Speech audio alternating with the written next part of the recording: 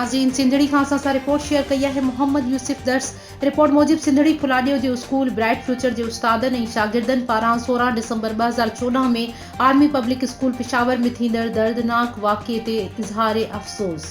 Bright future public school Mehrullah Khan Marri Phuladiyo में 16 December जे शहीदन के भेटा पेश कई वई और शहीदन की मग़फ़िरत के लिए पिण दुआ घुरी वई। शहीदन के वालिदैन के सब्र की तौफ़ीक़ अता करण के लिए भी दुआ घुरी वई। स्कूल के स्टाफ और शागिर्दन तमाम घणो अफ़सोस जो इज़हार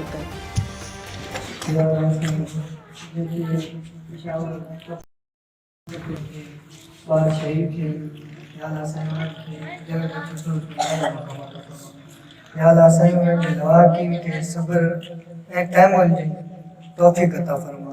या अल्लाह साईं असांजे मुल्क पाकिस्तान जी हिफ़ाज़त फरमा। या अल्लाह साईं असांजे मुल्क में अमन वारो व्यवहार बना ठाहे।